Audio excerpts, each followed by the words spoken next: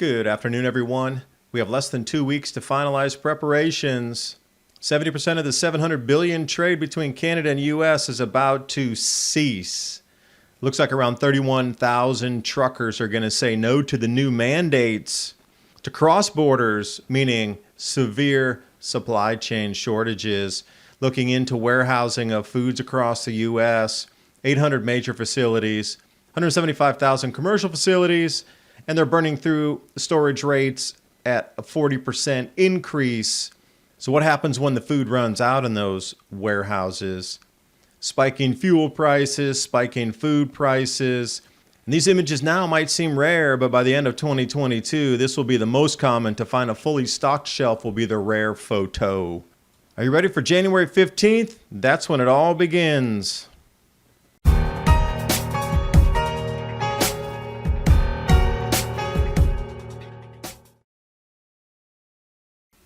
One of the main causes of fine lines and wrinkles is a lack of collagen, the protein responsible for skin elasticity and youthfulness. As you get older, collagen production slows down by as much as 10% every decade.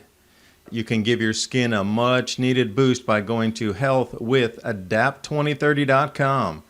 This ultra-rich powder delivers rejuvenation to your hair, nails, joints, and skin. This multi-collagen uses a powerhouse of ingredients that can rejuvenate skin with cell-renewing proteins. I personally use this collagen and it has quickly become one of my favorite supplements. And I have partnered with the creators of this amazing multi-collagen to give the Adapt 2030 audience 51% off your multi-collagen to start the new year. Go to healthwithadapt2030.com or click on the link in the description box below. And now on with the video. So we're going to start off here with a timeline of ensuing supply chain shortage constriction even further. I think this is truly the thing, the event, whatever you term it, that is going to be the cascade that leads to the reset of the economy. So if we're looking at numbers, 70% of this 700 billion, so 7 times 7, 490 billion in trade in Canada is moved by truck. Well, that is about to cease in a very major way. A dramatic effect on supplies and services reaching the destinations if truck supply delivery is cut. So if we look over to Mike Millam, president of the Private Motor Truck Council of Canada, stating that they're already seeing shortages in critical levels on fuel, food, and it's just going to continue from there. Everywhere you look, it's another dot that connects to another dot. So here's the crux of it. Starting January 15th, 2022, truckers must show proof of vaccine or a Vax Pass to cross the Canadian-U.S. border. Remember, truckers were considered essential during the initial stages of this, medical workers, truckers, etc.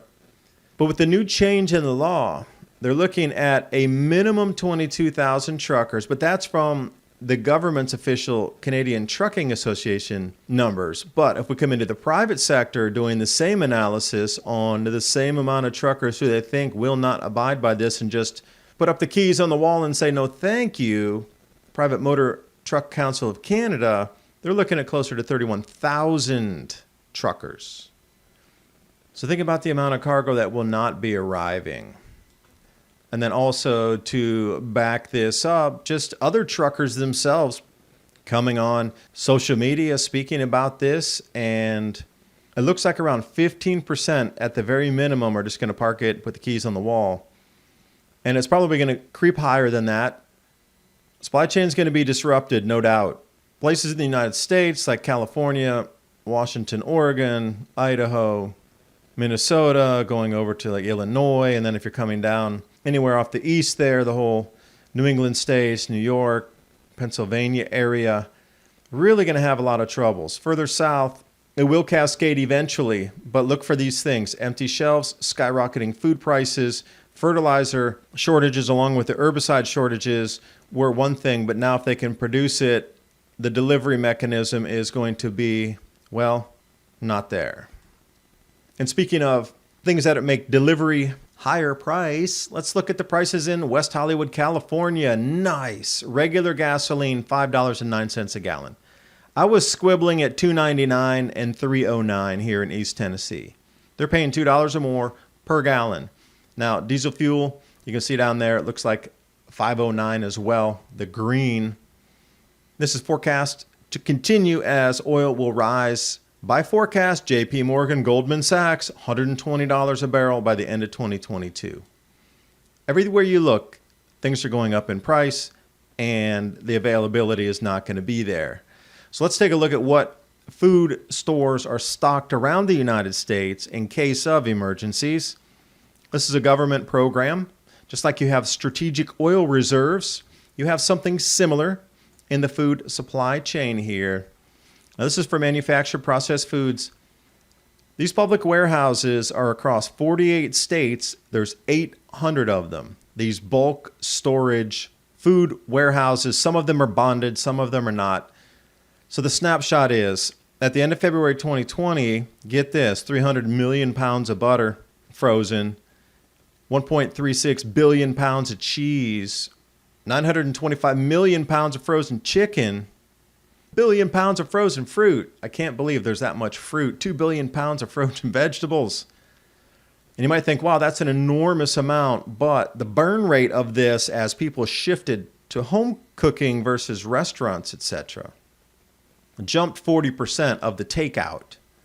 Problem is, these feeder pools are not getting restocked because of the slowdown in the supply chain. So they're already at the these stocks are being drained exponentially faster than they're being restocked. At some point, we're going to hit the zero mark here. So the U.S. consumer food supply tries to alleviate shortfalls across the country and balance supply chains. They use 175,000 commercial facilities, Sam's Club, Walmart, Costco, to name a few.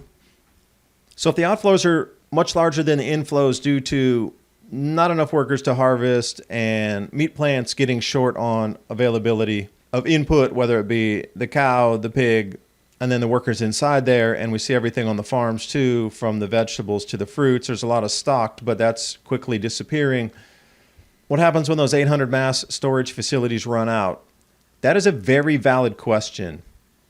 Very valid. There's going to be public pressure on the government, no doubt, and this is going to end up in street protests. Now, can you put a timeline with it based on the fertilizer and the herbicide shortages? I think you can.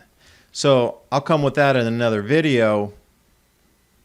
Now, if we've looked at meat and poultry prices going from November to 2020 to November 21, this much, 45%, 30% on the bacon, and you can read the numbers there.